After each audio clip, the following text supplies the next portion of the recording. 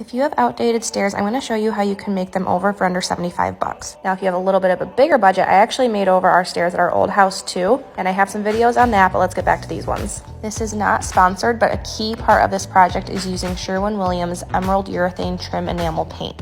This is the only paint that I'll use when I'm doing things on an interior wood project, such as painting my stairs, painting doors, painting our cabinets. When it dries and cures, it's super durable, and this color is accessible beige.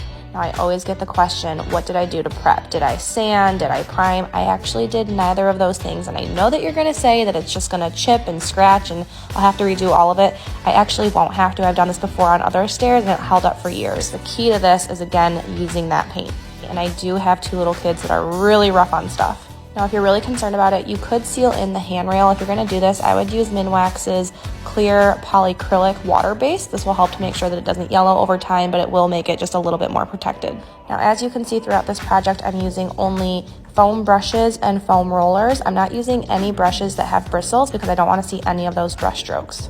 These are also really helpful on projects like this because the sponges allow you to really push the foam into all of the curved grooves and weird places on your stairs. Quick tip about removing paint. Make sure you always do it in an angle, and when your paint is still wet, this prevents it from chipping. Okay, so I want to show you the before and after, but I should warn you, I've done quite a bit in this space. I've taken down walls, painted all of the other ones, demoed all the floors, then installed new ones, and I'm currently working on a major kitchen renovation, so you'll notice new cabinets too. Now, are you ready for this before and after? I will warn you, painting your stairs is time consuming and tedious, but look how much of an impact it can make for under $75. Follow along.